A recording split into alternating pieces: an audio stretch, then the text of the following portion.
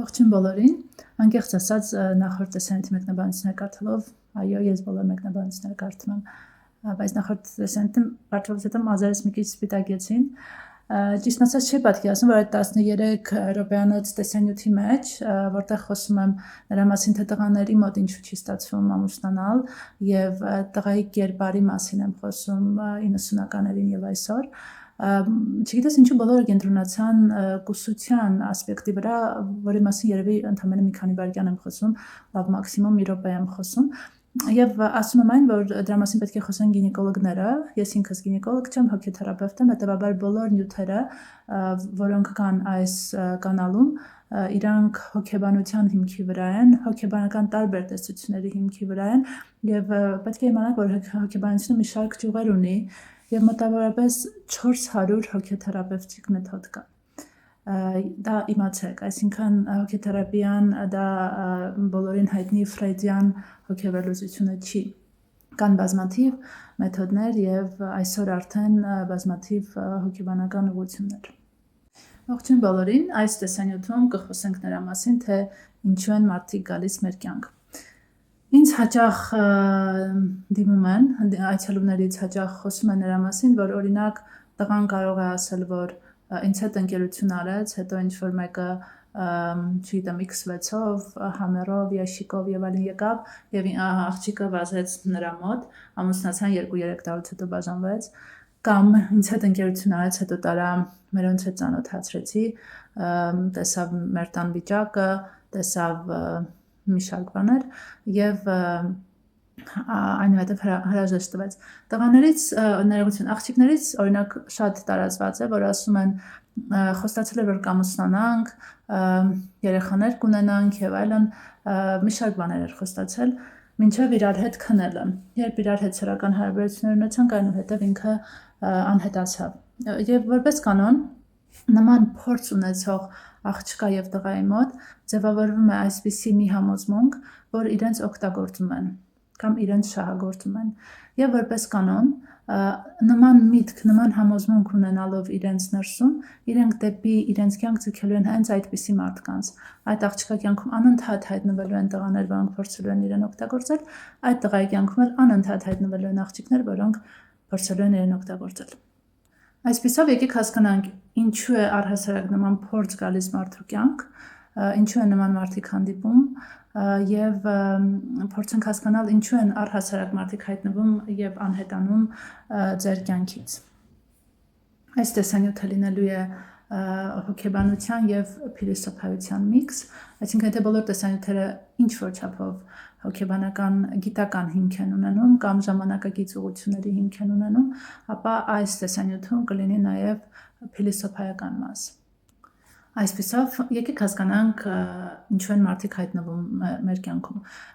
Կա մի հատ հայտնի արտահայտություն, որ մարդիկ հայտնվում են դաս տալու կամ սեր տալու համար, դա իմ արտահայտությունը չէ, դա բավական տարածված հայտնի արտահայտություն, եթե գիտեք ով է հեղինակը, խնդրում եմ մեկնաբանություններում գրել։ Այս նախադասության արտահայտության մեջ կա շատ մեծ ճշմարտություն։ Այո, մարդիկ հանդիպում են մեր կյանքում մեզ սիրելու կամ մեզ դաս տալու համար։ Եթե մենք մեր դասը չենք հասկանում, ապա նման մարդիկ շարունակաբար հայտնվելու են եւ հայտնվելու են այնքան ժամանակ, մինչեւ մարդը իր դասը սովորի եւ անցնի առաջ։ Որ դեպքերում են մարդիկ հայտնվում մեզ որպես դաս, հա, եւ ովքեր են այդ մարդիկ։ Այդ մարդիկ կարող են լինել ձեր ընկերները, ձեր գոլեգաները, ձեր ամուսինը կամ ձեր կինը, ձեր երկրպագուները, երկրպագուչը, պակլոնիկները, պակլոնիցաները, կարող են լինել ձեր ծնողները, այսինքն ձեր հոգին ընտրել է ծնվել նման ընտանիքում, որպեսզի որևէ դաս սովորացնի իր հայրիկին եւ մայրիկին, կարող են լինել նաեւ ձեր երեխաները, այսինքն ձեր երեխաները հայտնվել են ձեր ընտանիքում, ընտրել են ձեզ որպես իրենց ծնողներ, որպեսզի ձեզ ինչ-որ բան սովորացնեն։ Միշտ փոքրը, ավելի երիտասարդը սովորացնում է ավելի մեծին, այլ ոչ թե հակառակը։ Գիտեմ, որ Հայաստանում ընդունված է եւ դա մեր պատմության մի զգալի մասն է, որ սերունդները ապրել են իրար հետ, որպեսզի ֆինանսական ասպեկտը մի կողմ դրած, նաեւ որպեսզի պատմությունը փոխանցվի սերնդե սերունդ։ Եվ ընդունված է եղել, որ մեծից փոքր է անցնում պատմությունը, մեծը փոքրին է սովորացնում։ Այո, այդպես էլ կա, մեծը փոքրին սովորացնում է կյանք։ Սովորացնում է ինչպես ապրել, ինչպես անցնել այս ճանապարհը, բայց փոքրը միևնույն ժամանակ մեծին սովորացնում է այն ամենը, ինչը մեծը չգիտի իր մասին։ Դա կոչվում է մեր ստվերային մասը, դա մեր բացասական կողմերն են, որոնք մենք չենք ընդունում մեր մեջ, բայց որոնց մասին անպայման ցույց են տալու մեր երեխաները, որոնց մասին անպայման ցույց է տալու մեր ամուսինը կամ կինը, ընկերը կամ ընկերուհին, որոնց մասին գոլեգաների, ընկերուհիների դեպքում մի քիչ այլ է, որովհետև դա կարող է ունենալ իրենց սեփական ստվերային մասի պրոյեկտումը լինի ձեզ վրա, բայց ինչ վերաբերում է ընտանիքի անդամներին եւ այն մարդուն, ում հետ դուք ընտրում եք ընտանիք կազմել, ապա դա լինելու են այն մարդիկ, այսինքն ձեր երեխաները եւ ձեր զուգընկերը կամ զուգընկերուհին լինելու են այն մարդիկ, որոնք ձեզ ցույց են տալու ձեր ստվերային մասերը եւ որոնք եկել են ձեր կյանք, դուք հիմա կասեք դուք եք ընտրել կամ ձեզ են ընտրել, կապ չունի։ Ամեն դեպքում նրանք եկել են ձեր կյանք, որպեսզի ձեզ ինչ որ դաս տան, սիրելով կամ առանց սիրելու որևէ դաս տան։ Հիմա այս երկու դեպքերում, որոնց մասին պատմեցի ամենասկզբում, աղջկա եւ տղայի մասին, ինչ պետք է իրանք սովորեն։ Օրինակ, ինչ էր սովորացնում այդ տղան, որը քնեց այդ աղջկա հետ եւ անհետացավ։ Ընդհանրապես այդ աղջիկը պետք է սովորի, որ եթե քեզ ընտրելու են, եթե տղայի մտքին լինի քեզ ընտրի, ինքը ամեն դեպքում քեզ կընտրի։ Եթե տղային մտքին չկա, որ քեզ ընտրի, ինքը ինչ էլ անես, քեզ չի ընտրի։ Այսինքն նույնիսկ ծնողներից հրաժարվես, քո կուսությունից հրաժարվես, քո իդենտիչնեսից հրաժարվես եւ այլն, ինքը միևնույն է քեզ թողնելու է։ Ինչ է սա ասում նաև տղաներին, հա, որ եթե նույնիսկ դու ինչքան փող ունես տաս այդ աղջկան, իր բոլոր կապրիզները կատարես, իր բոլոր ցանկությունները իրականացնես, միևնույն է ինքը քեզ թողնելու է։ Որովհետև երկու դեպքում էլ թե այս աղջիկը, թե այս տղան թերագնահատված են։ Եթե դիմացինը քեզ թերագնահատում է, ինչ էլ դու անես, միևնույն է այդ մարդը քեզ չի ընտրելու։ Ինչպես պետք է հասկանաք դուք թերագնահատված եք թե չէ, դա հասկանում եք մի շարք բաներից, որը մարդը անում է հարաբերությունների մեջ, կամ ինչպես է ինքը քեզ վերաբերվում, կամ ինչպես է ինքը քեզ օգնում կամ չի օգնում եւ այլն։ Դու թերագնահատված ես աղջիկների դեպքում, երբ տղան քեզ հետ երկարատև պլաներ չի կառուցում, դեռ ընկերության ժամանակ ինքը ասում է այո կամուսնանա, այո քեզ շատ է սիրում, գժվում է եւ այլն, բայց որևէ հստակ բան այդ խոսքերի մեջ չկան։ Դա ընդհանրապես խոսքեր են։ Ինքը ասում է քեզ սիրում է, բայց ինքը օրվա մեջ կարող է քեզ զանգի ընդհանրապես 1-2 անգամ այն էլ մի քանի վայրկյանով, իսկ հիմա նաեւ SMS message կարող է գրել։ Ինչ վերաբերում է աղջկան, նույնն էլ աղջիկը, ինքը կարող է քեզ ասի սիրում է, գժվում է եւ այլն, բայց քեզ հետ որևէ պլան ինքը չկազմի։ Կան բավականին շատ երիտասարդներ այսօր, որոնք դեռ մինչև ամուսնանալը, միասին դեռ մինչև հարսանիք անելը զաքսավորվում են, նորակառույցներում տուն են վերցնում եւ այլն, եւ սա արդեն խոսում է հստակության մասին։ Հա, որ նույնիսկ եթե հարսանիքը դեռ չկա եւ կարող է եւ չլինի, բայց այդ մարդիկ արդեն իրենց ներսում որոշել են ապրել միասին։ Կամ այսօրվա երիտասարդները եւ նաեւ ոչ երիտասարդները առաջին հանդիպման ժամանակ հարցնում են քո ընկերներից, քո ընտանիքի անդամներից եւ այլն, ոչ թե հարցնում են ով որտեղ է աշխատում, ինչքան է աշխատում եւ այլն։ Խոսքը այս ավանդական հարցերի մասին չէ, որոնք հույսով եմ շուտով կվերանան մեր հասարակությունից, մեր մշակույթից եւ մարդը կսկսի մարդուն գնահատել նրանով ինչ որ ինքը կա, այլ ոչ թե նրանով թե իր ընտանիքի անդամները ինչքան եւ որտեղ են աշխատում։ Ըստ երևույթի նաեւ 21-րդ դարում հենց այս երիտասարդները գնում են դեպի դրան, այլ երբ որ նա հետաքրքրվում է օրինակ ինչպիսի հարաբերություններ ունես եղբորդ կամ քրոջդ հետ, մամայդ որպես մայր ինքը քեզ ամենալավ խորհուրդը որն է որ տվել է, հայրիկի ընկալումն է փորձում ստուգի եւ այլն, կամ փորձում հասկանա եւ այլն, սա է որ պետք է նշածող լինի նրան, որ այս տղան կամ այս աղջիկը հետաքրքրված են քեզնով, իրանք քեզնով են հետաքրքրված, այլ ոչ թե քո գույս լինել կամ չլինելով, այլ ոչ թե քո գումարներ, մեքենաներ, տներ ունենալով։ Սա երկրորդը տղաների մասին է։ Հասկանում եք, այս դեպքում դուք հստակ գիտեք, որ մարդը հետաքրքրված է ձեզանով։ Իսկ եթե պարզվում է, որ հետաքրքրված չէ, դա ընդհանրապես խաղ էր, դա ընդհանրապես ինչ-որ բաներ էր փորձում եւ այլն, ապա դա խոսում է նրա մասին, որ այս մարդը եկել է ձեր կյանք, թեկուզ մի ամսով, մի շաբաթով եւ այլն, որպեսզի ձեզ որևէ բան սովորացնի։ Եվ սիրահարվելու, գլուխը կորցնելու, հետո իրան փորձնելու վերադարձնել եւ այլն, այդ ամենի փոխարեն պարզապես հասկացեք այդ մարդու հետ ձեր այդ կարճ շփումը կամ կարող է 1-2 տարի տևել, դա արդեն գոլեգաների եւ այլնի մասին ինչ են փորձել սովորացնել եւ այս ամբողջ փորձից այդ մարդու հետ դուք ինչ եք ձեզ հետ տանելու դեպի ձեր ապագան։ Եվ ձգտեք ոչ թե մեղադրական տեսանկյունից նայել, մեղադրելով իրան, որ տեսար ես քեզ այսպես արեցի, իսկ դու ինձ վատ վերաբերվեցիր, այդպես չէ, այլ ավելի շատ փորձել հասկանալ, որ ինչ է այդ մարդը ինձ սովորացրել։ Տվյալ օրինակներում երկուսին էլ այդ փորձը սովորացրել, որ գնահատիր քեզ, առաջին տեղում քեզ դիր։ Այսինքն, եթե տղան ինչ-որ ասում է, որ պետք է քնի, որ կողմնորոշվի եւ այլն, ապա պետք է միանշանակ այդ տղային հրաժեշտ տալ եւ այստեղ սիրո մասին ընդհանրապես խոսք չի կարող լինել։ Եթե աղջիկը ասում է, պետք է այսքան աշխատես, պետք է սա ունենաս, նա ունենաս, ապա ցանկալի է նաեւ այդ աղջկան հրաժեշտ տալ եւ գտնել այն աղջկա, ով ձեզ կսիրի, ձեզ կընդունի այնպիսին, ինչպիսին դուք կաք, ձեր դրական եւ բացասական կողմերով, նույնն էլ աղջկան է վերաբերում։ Ինչպես բացահայտել բռնարարին կա մեր տեսանյութերից մեկում, կարող եք նայել, այդպես էլ կոչվում է, եւ բռնարարին բացահայտելու մի քանի ձևեր կան շատ արագ, կարող եք շատ արագ բացահայտել, հրաժեշտ տալ եւ անցնել առաջ, եւ նաեւ հասկանալ, որ այս մարդը եկել էր իմ կյանք, որպեսզի ինձ ցույց տա, թե ինչպիսին են լինում բռնարարները։ Հրաժեշտ եք տալիս, անցնում եք առաջ։ Հիմա անցնենք երեխաներին, ինչպես են երեխաները ծնողներին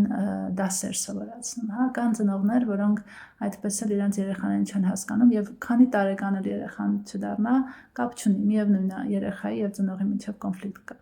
Սովորաբար դա լինում է հայրերի եւ որդիների միջեւ, մայրերի եւ դուստրերի միջեւ։ Ինչու՞։ Որովհետեւ հայրը եւ մայրը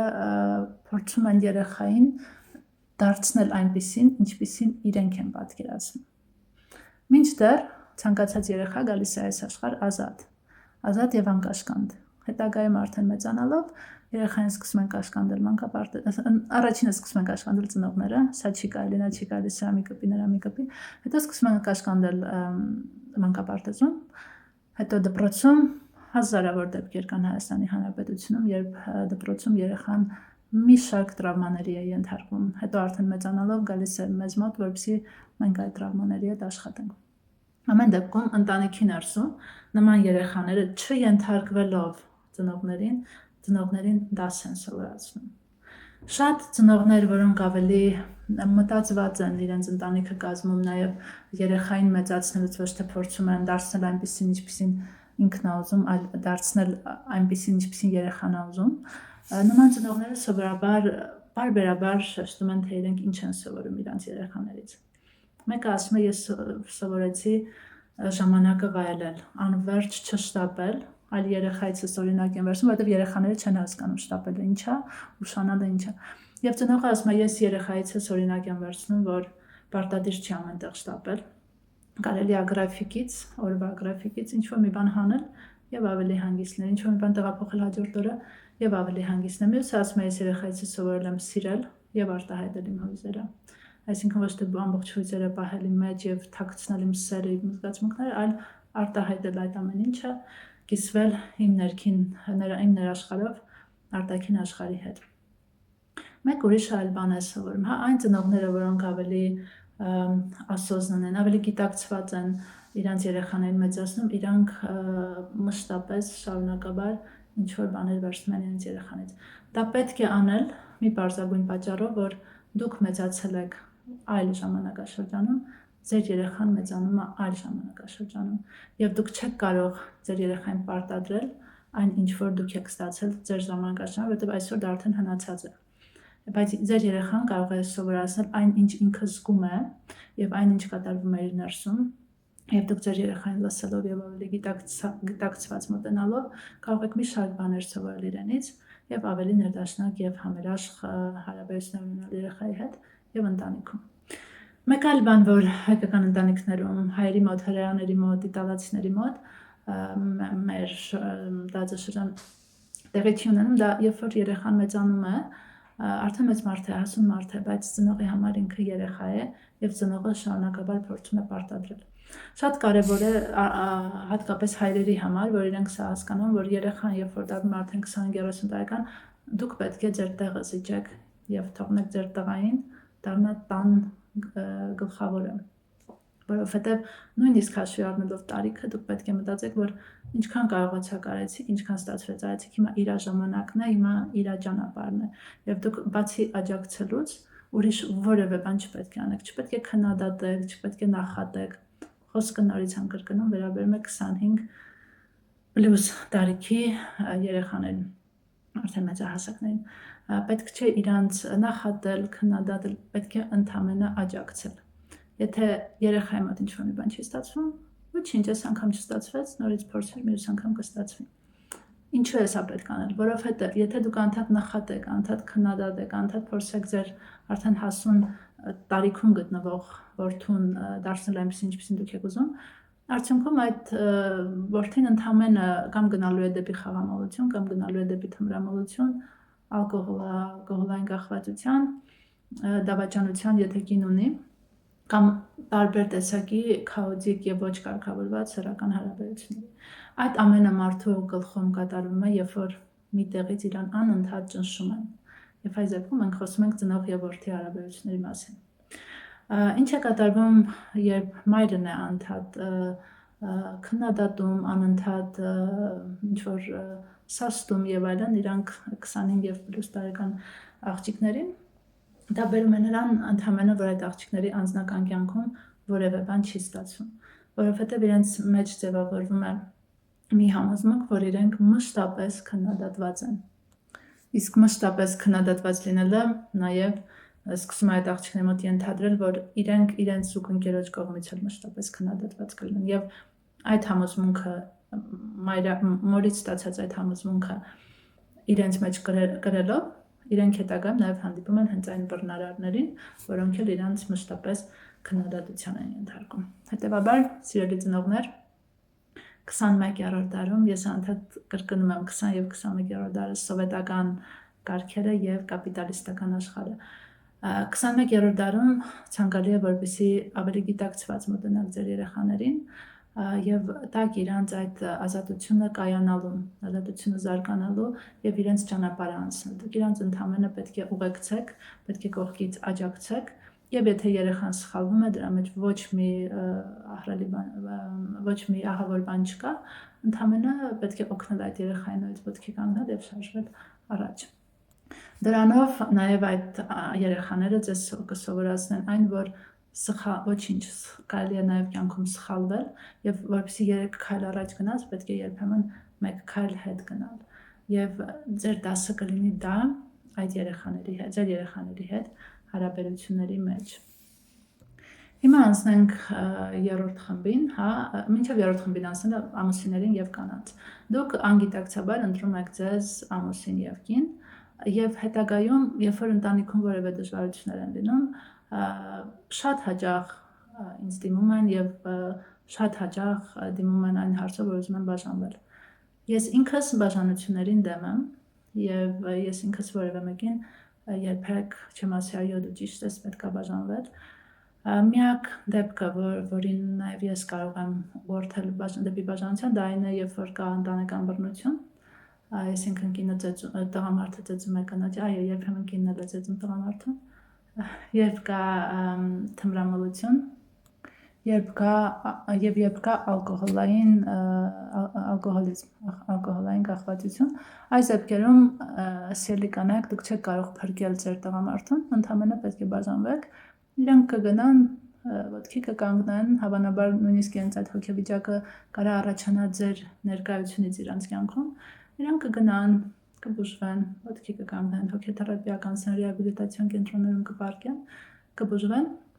եւ հետագայում արդեն դուք եւ ձեր ամուսինը կորոշեք ուզում եք նորից միավորվել, թե չէ։ Բայց այդ անverջ ձգտումը, որ փրկեք այդ տղամարդուն, օգնեք իրան, որ երջանիկ լինի, վստահեցնում եմ ձեզ 99%-ում դա հաջողության չի բերում, արդյունքում կինը հուզական այրման է հասնում եւ առաջին հերթին իրան է վնասում, որտեղ ամուսինը այդպես չի փոխում։ Հետևաբար մի փորձեք փրկեք ամուսնուն, փրկեք ձեզ, ձեր երեխաներին, ամուսնուն ազատ թողեք եւ հանգիստ թողեք, ինքը թող գնա իր ճանապարհը անցնի, բուժում անցնի եւ հետո արդեն կորոշեք ուզում եք միասին լինել, թե ոչ։ Ինչ վերաբերում է այն իրավիճակներին, երբ ամուսնանում եք եւ անverջ խնդիրներ են ընտանիքում, իրար հետ անverջ վիճում եք, մեկը, չգիտեմ, սպիտակ վարագույր է ուզում, մեկը կանաչ վարագույր է ուզում, մեկը ուզում է դրսում սնվել, մեկը ուզում է տանջաշ եւ այլն, գիտեմ հիմա գրելու եք այո հայկինը պետք է պատրաստի, այո պետք է պատրաստի, բայց պետք է ընդունենք, որ 21-րդ դարում հայկինը հավասար աշխատում է հայ տղամարդու հետ։ Դա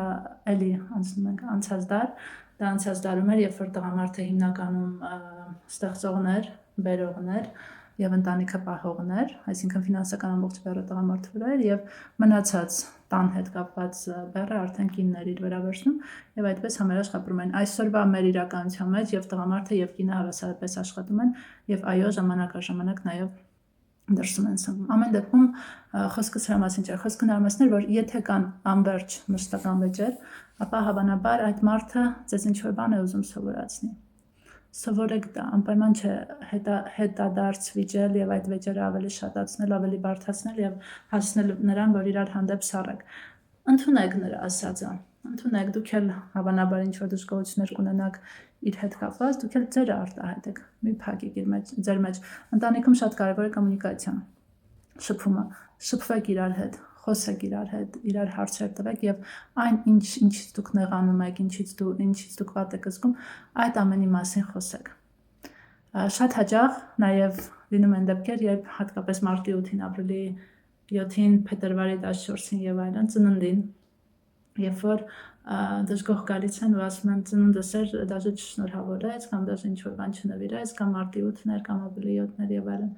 Սիրելի կանայք, եթե ուզում եք ինչ-որ նվեր ստանալ, դրա մասին պետք է խոսել։ Ոչ թե նստել սպասել, կնվիրի, չի նվիրի, մուզածը կնվիրի, թե չէ, այլ պետք է դրա մասին խոսել։ Այսպիսով, եթե կարողանաք խոսել եւ եթե կարողանաք ընդունել ձեր ամուսնու դժգոհության տեսքով արտահայտած այն դասերը, որոնք ինքը ուզում է ձեզ տալ, խոսքը վերաբերում է նաեւ ամուսիններին, եթե ընդունեք այն բոլոր դժգոհությունները, որը արտահայտում է կինը եւ որի միջոցով ձեր դասերը պետք է սովորեք, եթե այդ ամենը ընդունեք, դուք կունենաք համերաշխ երջանիկ ընտանիք եւ դուք նաեւ կունենաք ձեր անձնական աճը ձեր ընտանիքի ներսում։ Հիմա լինում են դեպքեր, երբ մարդիկ մեր կյանք մտնում են որոշ ժամանակով։ Այսինքն դա ընկերուհիներն են, գոլեգաներն են եւ այլն։ Ընկերներն են, որը կարող է գա ինչ-որ մի տարի շփվեք, հետո անհետանա, 2 տարի շփվեք, հետո վիճեք էլի շփումը ավարտվի,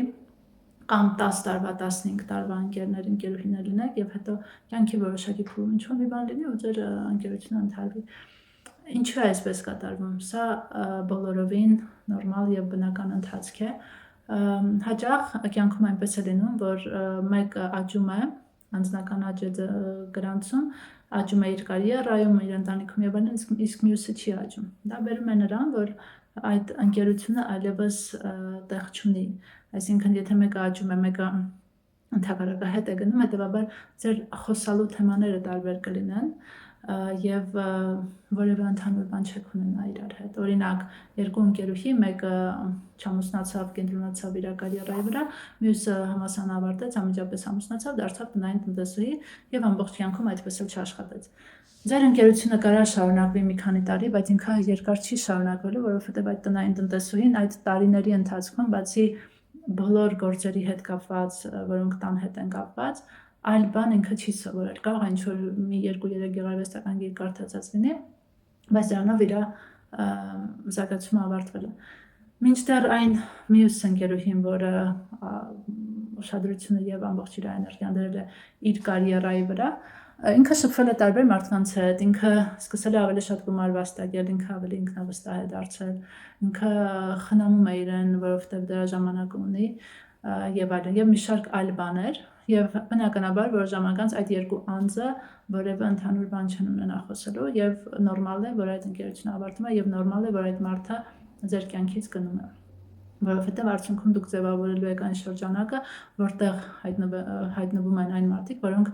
ձերպես են մտածում ձերպես են վարվում տարբեր իրավիճակներում եւ այլն Այսպիսով, սիրելի աղջիկներ եւ տղաներ, եթե մարդիկ հայտնվում են ձեր կյանքում եւ որոշ պահի անհետանում են, նույնիսկ եթե դուք նվիրվում եք ձեր ամենա թանկագին բաներն եք իրանց տալիս եւ այլն, եւ հետո այդ մարդիկ անհետանում են, պետք է հասկանաք, որ այդ մարդիկ գալիս են ձեր կյանք դաս տալու համար, որևէ դաս տալու համար։ Եվ դուք պետք է այդ դասը սովորեք, որպեսզի ձեր հաջորդ խոսքը անձնական հարաբերությունների մասին, որպեսզի ձեր հաջորդ ընկերոջ կամ ընկերուհու հետ այդ փորձը չկրկնվի։ Այսինքն այդպես մեկ ամիս ճանաչելով ինքնամոռաց չսիրահարվեք, չնվիրվեք եւ հետո էլի ավարտվի եւ էլի ձեզ մեղադրեք, մտածեք օգտագործված եք կամ ձեզ օգտագործում են կամ շահագործում են եւ այլն։ Այլ փորձեք այդ նախորդ հարաբերություններից հասկանալ որն է այդ հարաբերությունների դասը որևէ ժամանակ վերցեք պաուզա ձեզ համար տարբեր մարդկանց մոտ դա տարբեր ժամանակաշրջան է մարսեք այդ ամենը եւ նոր անցեք հաջորդ հարաբերություններին ինչ վերաբերում է ընտանեկան հարաբերություններին լսեք ձեր երեխաներին եւ երբ որ ձեր երեխաները արդեն հասուն տարիքին են հասել թողեք ձեր երեխաները ղեկավարեն ընտանիքն եւ օգնեք իրենց որպեսզի իրենք դա սովորեն անել եւ կարողանան անել Եվ ընկերուհիների վերաբերյալ, ընկերների վերաբերյալ, եթե կյանքի որոշ փուլում ավարտվում է ձեր ընկերությունը, պետք չէ մեղադրել իրեն եւ պետք չէ մեղադրել ձեզ, այլ պետք է հասկանալ, որ այլևս որևէ ընդհանուր բան չունեք իր հետ եւ առաջ գնալով ձեր կյանքում անպայման հայտնվելու են նոր մարդիկ, որոնք համապատասխանելու են եւ ձեր հոգեվիճակին եւ ձեր անձնական աճի մակարդակին։ Այսքանը, եթե ինչ-որ մեկնաբանություններ ունեք, քննադատություններ ունեք, գրեք այս տեսանյութի ներքևում մեկնաբանությունների եւ քննադատությունների գրելու ձևը պահպանեք կոռեկտության սահմաններում եւ որովհետեւ բոլոր ոչ կոռեկտ մեկնաբանությունները ջնջվում են հետեւաբար մի ծախսեք ձեր ժամանակը Այսքանը լավ եղեք առողջ եղեք եթե հարցեր ունեք գրեք եթե որևէ թեմայի մասին կցանկանաք որ լինի մեր հաջորդ տեսանյութը դրա մասին կարող եք գրել մեկնաբանություններում Եթե ցանկանում եք դիմել հոգեթերապիայի դրա մասին կարող եք գրել մեկնաբանություն կամ գրել մեր Facebook-յան էջին կամ մեր էլեկտրոնային հասցեին Այսքանը լավ եղեք, առողջ եղեք, կհանդիպենք